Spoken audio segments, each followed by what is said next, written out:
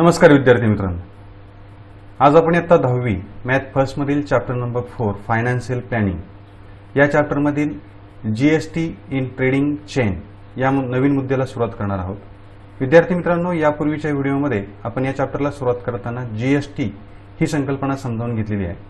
There are two components of GST, one is CGST and second is SGST. म्हणजे जीएसटीचे दोन भाग आहेत। पहिला भाग आहे सीजीएसटी जो आपण केंद्राला दिला जातो आणि दुसरा भाग जो आहे तो एसजीएसटी तो म्हणजे राज्य सरकारला दिला जातो। या दोन बाबींवरती आधारित प्रॅक्टिस सेट 4.1 मधील एक्झाम्पल्स आपण पाठीमागच्या व्हिडिओमध्ये सॉल्व्ह करून घेतलेले आहेत। या व्हिडिओमध्ये आपण जीएसटी इन ट्रेडिंग चेन या नवीन मुद्द्याला सुरुवात करत आहोत। चला तर मग सुरुवात करूयात या नवीन मुद्द्याला। तत्पूर्वी अजूनही आपण मॅथ सारथी या चॅनलला सबस्क्राइब केलं नसेल तर नक्की सबस्क्राइब करा, म्हणजे तुम्हाला पुढे अपलोड होणाऱ्या सर्व व्हिडिओंचे नोटिफिकेशन मिळत राहतील। विद्यार्थी मित्रांनो, जीएसटी इन ट्रेडिंग चेन, सुरुवातीला आपण ट्रेडिंग चेन समजावून घेणार आहोत। ट्रेडिंग चेन म्हणजे एक व्यवहाराची साखळी असणार आहे आणि या साखळीमध्ये महत्त्वाचे 4 घटक असतील। पहिला असणार आहे उत्पादक म्हणजे मॅन्युफॅक्चरर, त्यानंतर होलसेलर किंवा डिस्ट्रीब्युटर ज्याला आपण मुख्य वितरक असं म्हणूयात, त्यानंतर रिटेलर म्हणजे किरकोळ विक्रेता आणि त्यानंतर कंझ्युमर किंवा कस्टमर म्हणजे ग्राहक। या 4 महत्त्वाच्या घटकांमध्ये व्यवहार पार पडतात आणि या प्रत्येक स्टेपला, प्रत्येक पायरीला, प्रत्येक स्टेजला जीएसटी हा आकारला जातो आणि तो सरकारला दिला जातो। मग यामध्ये जीएसटीचा आकार नेमकं चार्ज कसं केलं जातं ते आपण या मुद्द्यामध्ये पाहणार आहोत। त्यासाठी आपण प्रत्यक्ष एक एक्झाम्पल पाहणार आहोत। Let us learn through an example how GST is charged and paid to the government at every stage of the trading. मग त्यासाठी एक एक्झाम्पल आपण घेणार आहोत। Suppose manufacturer sold one watch for ₹200 including its profit to the wholesaler. Wholesaler sold that watch for ₹300 to the retailer and retailer sold it to the customer for ₹400. Rate of GST at every stage is 12%. मग या example मध्ये आपल्याला काय समजते पहा, उत्पादकानं एक घड्याळ ₹200 किमतीला होलसेलरला विकलेला आहे। यामध्ये उत्पादकाचा नफा हा इन्क्लूड असणार आहे, त्यामध्ये ऍड असणार आहे। होलसेलरने ते घड्याळ ₹300 हे रिटेलरला विकलेलं आहे, तर रिटेलरनं तेच घड्याळ हे ग्राहकाला ₹400 विकलेलं आहे। या प्रत्येक पायरीवरती जीएसटी हा 12% प्रमाणे आकारला गेलेला असेल। तर याचं कॅल्क्युलेशन कसं असेल ते आपण या फ्लोचार्टद्वारे पाहणार आहोत। Here 3 financial transactions took place till the watch from manufacturer reaches to the consumer or customer. म्हणजे उत्पादकापासून तयार झालेलं ते घड्याळ ग्राहकापर्यंत पोहोचेपर्यंत इथे 3 ट्रान्झॅक्शन्स, 3 व्यवहार या ठिकाणी पार पडलेले आहेत। ते व्यवहार आधी आपण समजावून घेऊयात। प्रत्येक स्टेपला जीएसटीची आकारणी कशी झालेली आहे ते आपण एका फ्लो चार्टद्वारे समजावून घेणार आहोत। या ठिकाणी पहा, पहिल्यांदा मॅन्युफॅक्चररने तयार केलेलं ते घड्याळ त्याच्या नफ्यासह हे होलसेलरला विकलेलं आहे, म्हणून या ठिकाणी आपण हे घड्याळ मॅन्युफॅक्चररकडून होलसेलरकडे गेल्याचं या ठिकाणी ॲरो दर्शवलेला आहे। आणि या घड्याळाची होलसेलरसाठी जी प्राइस आहे ती प्राइस असणार आहे ₹200, हे आपल्याला उदाहरणामध्ये सांगितलेलं आहे। आता जीएसटीचा रेट जो आहे तो 12% आहे। 12% म्हणजे ₹100 जर असतील प्राइस तर त्याला ₹12। मग ₹200 जर आपण 12% कॅल्क्युलेट केले तर होलसेलर हा मॅन्युफॅक्चररकडे जीएसटी हा ₹200वरचा 12% प्रमाणे ₹24 जमा करेल। म्हणजे होलसेलरने मॅन्युफॅक्चररकडे ₹200 किमतीच्या घड्याळाचा 12% प्रमाणे जीएसटी ₹24 जमा केलेला आहे। आता हा झाला एक व्यवहार। आता या होलसेलरने हेच घड्याळ हे रिटेलरला विकलेलं आहे। मग रिटेलरला ते वॉच होलसेलरकडून मिळालेलं आहे, परंतु रिटेलरसाठी खरेदी किंमत किंवा होलसेलरसाठी विक्री किंमत या ठिकाणी आपल्याला सांगितलेली आहे ती म्हणजे ₹300। म्हणून रिटेलरसाठी ती खरेदी किंमत असणार आहे 300 रुपये. हे 300 रुपये तो होलसेलरला देणार आहे. मात्र याही ठिकाणी 12% प्रमाणे जीएसटीची आकारणी होईल. 300 रुपयांवरती 12% प्रमाणे जर आकारणी केली तर 12×36 म्हणजे 36 रुपीज जीएसटी हा आपल्याला रिटेलरकडून होलसेलरकडे गेलेला दिसणार आहे. म्हणजे या ठिकाणी या स्टेजला रिटेलरनं 300 रुपये किमतीच्या घड्याळावरती 12% प्रमाणे 36 रुपये जीएसटी हा होलसेलरकडे जमा केलेला आहे. पुढची थर्ड चेन जी आहे, तिसरा जो ट्रान्झॅक्शन आहे, ते रिटेलरने तेच घड्याळ हे कंझ्युमरला किंवा कस्टमरला हे 400 रुपयांना विकलेलं आहे. म्हणजे या ठिकाणी हे घड्याळ जे आहे ते रिटेलरकडून कस्टमरकडे आलेलं आहे आणि कस्टमरसाठी त्याची प्राइस असणार आहे 400 रुपये. तो रिटेलरला देणार आहे. आता याही ठिकाणी 12% प्रमाणे 400 रुपयांवरती जीएसटी हा कस्टमरकडून आकारला जाईल आणि तो जमा होणार आहे रिटेलरकडे. मग 400 रुपयांवरील 12% प्रमाणे जीएसटी असणार आहे 48 रुपये. आपण जर कॅल्क्युलेशन केलं तर तो याच्याकडे जमा होणार आहे. म्हणजे या ठिकाणी पहा, आता या प्रत्येक स्टेजला ही आकारणी झाली, परंतु गव्हर्नमेंटला हा जीएसटी कसा जाईल तर मॅन्युफॅक्चररच्या साठी विक्री किंमत जी आहे ती विक्री किंमत होती 200 रुपये आणि त्याच्याकडे 24 रुपये जीएसटी जमा झालेला आहे. मग तो 24 रुपये जीएसटी हा सरकारकडे जमा होईल. म्हणून मॅन्युफॅक्चरर सरकारला म्हणजेच गव्हर्नमेंटला 24 रुपये जीएसटी जमा करणार आहे. आता या ठिकाणी होलसेलर हा 300 रुपयांना ते घड्याळ रिटेलरला विकतो आहे, म्हणून त्याच्याकडे 36 रुपये रिटेलरकडून जीएसटी जमा झालेला आहे. परंतु या ठिकाणी विद्यार्थी मित्रांनो, या होलसेलरने ते घड्याळ खरेदी करत असताना मॅन्युफॅक्चररकडून त्याने 24 रुपये जीएसटी ऑलरेडी मॅन्युफॅक्चररकडे भरलेला आहे. म्हणून तो या 36 रुपयांमधून 24 रुपये सबट्रॅक्ट करून वजा करून उरलेले 12 रुपये तो सरकारकडे जमा करणार आहे. म्हणून या ठिकाणी असं म्हटले पहा, GST is equal to 36 minus 24 is equal to 12. ही संकल्पना, ही संज्ञा, ही बाब या ठिकाणी काळजीपूर्वक समजावून घेणं गरजेचं आहे. म्हणजे यापूर्वी त्याने 24 रुपये हे मॅन्युफॅक्चररकडे ॲज अ जीएसटी म्हणून भरलेले असल्यामुळे त्याच्याकडे 36 रुपये जमा झालेले आहेत रिटेलरकडून जीएसटीचे. त्यातून तो स्वतः भरलेले 24 रुपये सबट्रॅक्ट करून उरलेला जो जीएसटी आहे तो सरकारकडे जमा करणार आहे. म्हणजे मॅन्युफॅक्चररने सरकारकडे 24 रुपये जमा केले तर होलसेलरने 12 रुपये जमा केलेले आहेत.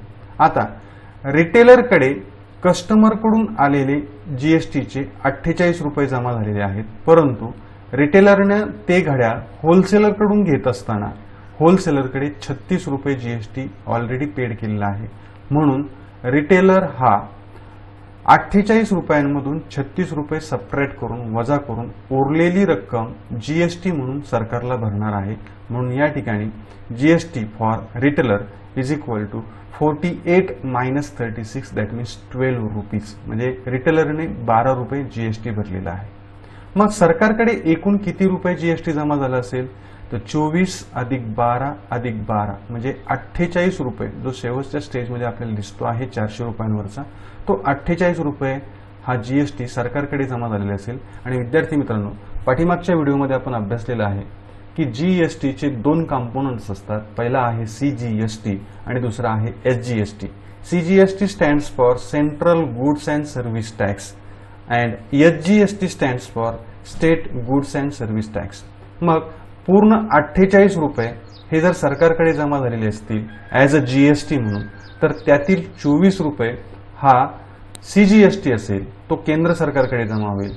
तर 24 रुपये हा एसजीएसटी असेल, तो राज्य सरकारला पेड केला जाईल. म्हणून या ठिकाणी CGST is equal to 24 rupees, SGST is equal to 24 rupees and total GST is 48 rupees.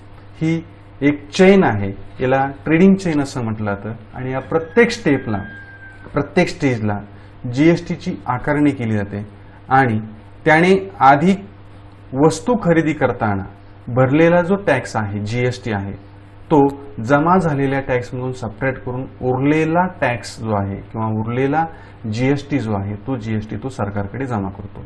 ही एक महत्त्वाची संकल्पना या ट्रेडिंग चेनमध्ये असते. याचं एक हेच विश्लेषण जे आहे ते आपण विश्लेषण वेगळ्या स्वरूपामध्ये या ठिकाणी पाहूयात.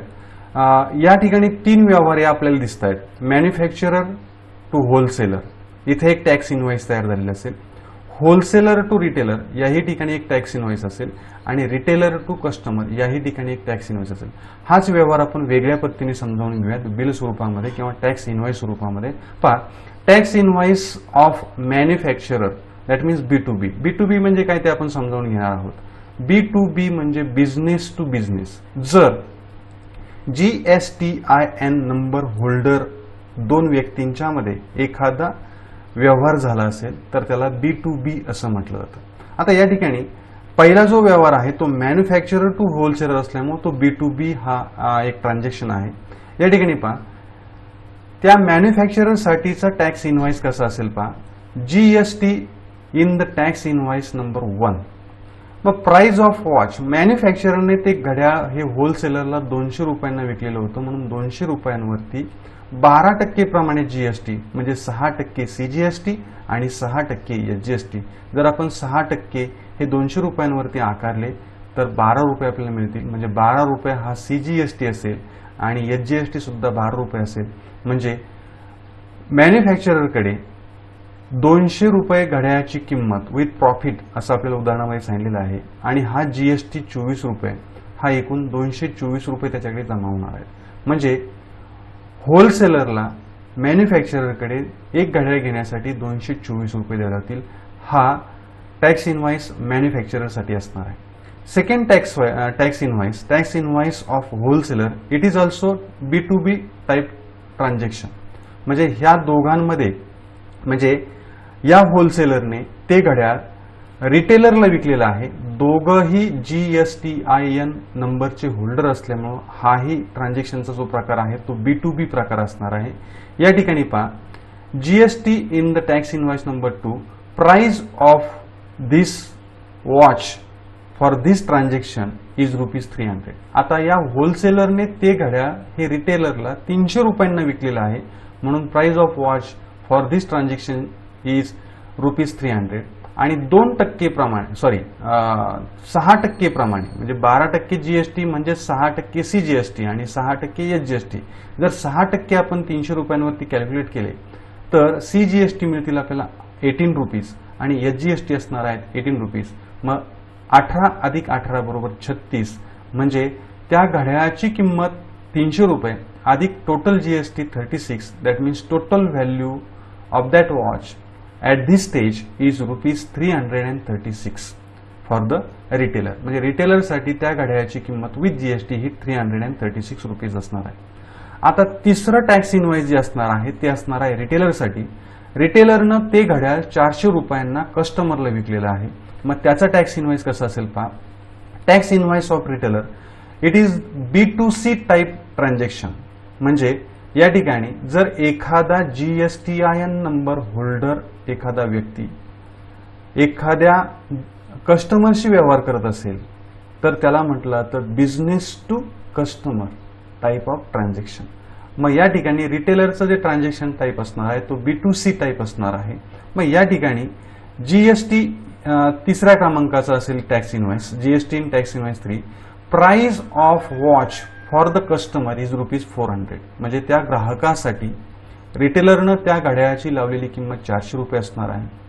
400 रुपयांवरती 6% प्रमाणे CGST असणार आहे 24 रुपये, SGST असणार आहे 24 रुपये आणि टोटल GST असणार आहे 48 rupees. Therefore price for that watch with GST for the customer is 448 rupees. म्हणजे त्या ग्राहकाला GST सह त्या घड्याळाची किंमत असणार आहे 448 रुपये. मग विद्यार्थी मित्रांनो, सरकारकडे किती टॅक्स जमा किंवा किती GST जमा होईल तर या ठिकाणी तुम्ही असं आपल्याला वाटू शकतं की या ठिकाणचा 24, या ठिकाणचा 36 आणि या ठिकाणचा 48 आणि मग टोटल सगळ्यांची वगैरे वगैरे आपली जमा होईल. परंतु तसं नाही, वजावट प्रत्येक स्टेजला होणार आहे.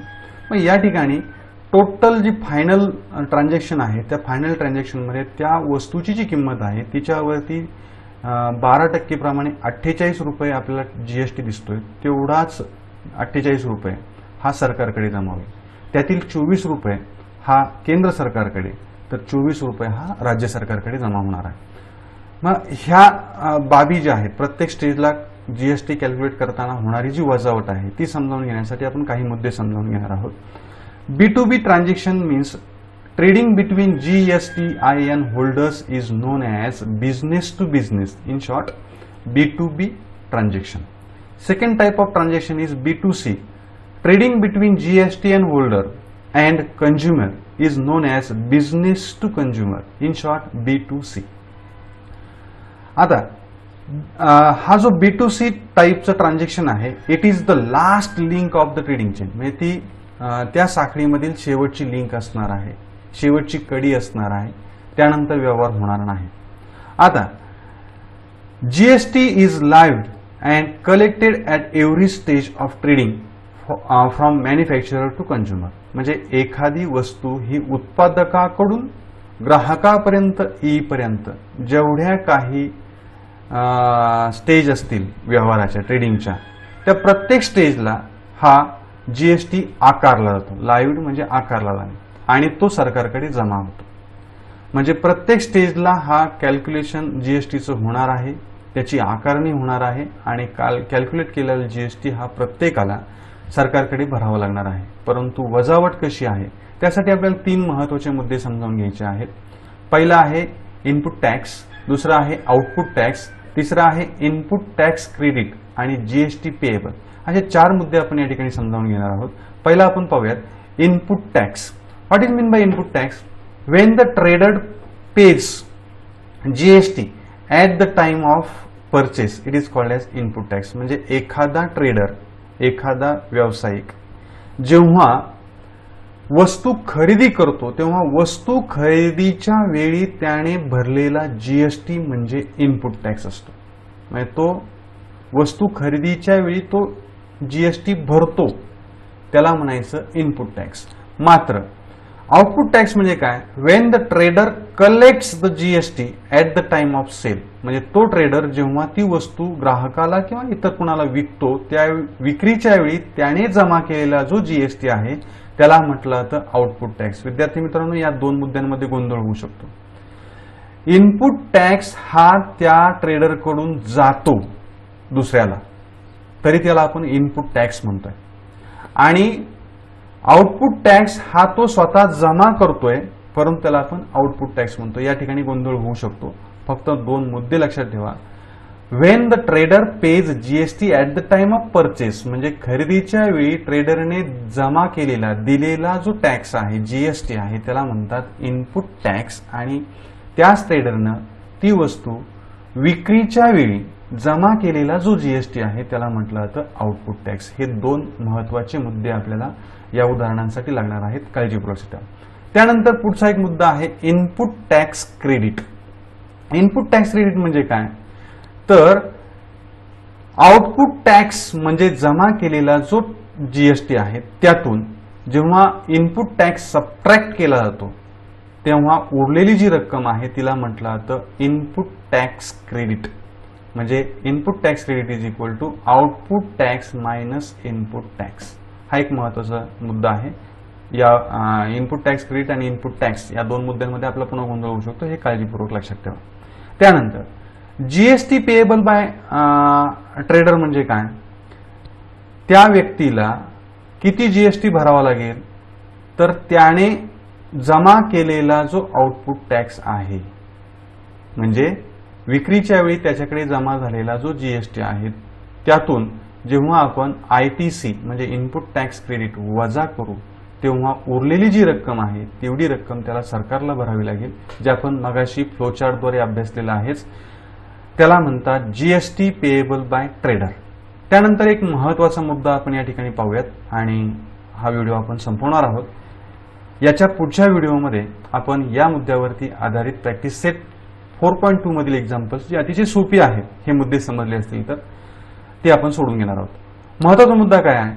While paying tax to the government each trader in the trading chain subtract the tax paid at the time of purchase from the tax collected at the time of sale and pays the remaining tax. विद्यार्थी मित्रांनो समजावून घ्या. Trading chain मधला प्रत्येक trader जो आहे तो trader सरकारला किती टॅक्स भरतो, तर त्याने जमा केलेल्या टॅक्स मधून त्याने भरलेला म्हणजे जमा केव्हा होईल टॅक्स, तर जेव्हा तो वस्तू विकेल तेव्हा त्याच्याकडे जीएसटी जमा होईल, म्हणजे त्याला आपण आउटपुट टॅक्स म्हणतो. म्हणजे विक्री करतेवेळी त्याने जमा केलेल्या जीएसटी मधून खरेदी करतेवेळी त्याने दिलेला टॅक्स हा सबट्रॅक्ट केला जातो, वजावट केली जाते आणि उरलेली रक्कम ही सरकारकडे जमा होते. म्हणजे while paying taxes to the government, each trader in the trading chain subtract the tax paid at the time of purchase from the tax collected at the time of sale and pays the remaining tax. म्हणजे उरलेला जो वजावट करून उरलेला जो tax आहे, थोडक्यात output tax मधून इनपुट टॅक्स वजा करून उरलेली जी रक्कम आहे ती रक्कम ही सरकारकडे प्रत्येक ट्रेडर जमा करत असतो. तर हा अत्यंत महत्त्वाचे परंतु छोटे छोटे मुद्दे आहेत. हे मुद्दे काळजीपूर्वक अभ्यासा, हा व्हिडिओ वारंवार पहा, मुद्दे समजावून घ्या. हे मुद्दे समजल्याशिवाय आपल्याला प्रॅक्टिस सेट 4.2 मधील एक्झाम्पल सोडवता येणार नाहीत. म्हणून हे महत्त्वाचे मुद्दे तुम्ही काळजीपूर्वक समजून घ्याल. व्हिडिओ पुन्हा पुन्हा पहा. हा व्हिडिओ आवडला असल्यास या व्हिडिओला लाईक करा, मित्रांना शेअर करा आणि चॅनल सबस्क्राईब करायला नक्की विसरू नका. काळजी घ्या. धन्यवाद.